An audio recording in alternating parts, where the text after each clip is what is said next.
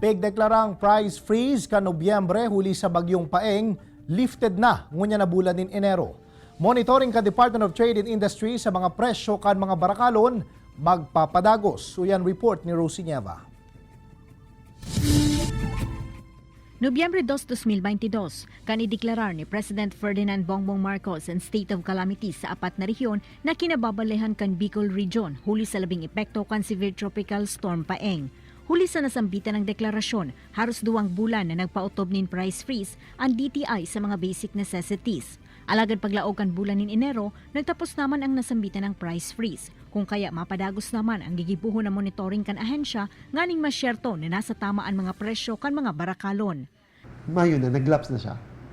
And gusto sabihin, bako nang naka-price freeze ang mga basic necessities.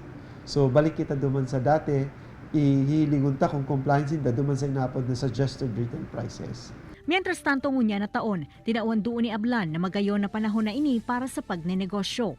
Kantaong 2022 kaya, kanagpoon ng mag-recover ang mga negosyante. Kung kaya positibo si Ablan na magiging full blast na ang business sector sa siyudad ni Naga asin Camarines Sur ngunya na 2023. So may mga planong magnegosyo or kung ano iniisip nila pagnegosyo, this is the best time na punan nila ang mga negosyo nila. Kay Banan si Jovel Obiso, Rosie Nieva, Balitang Bicolandia.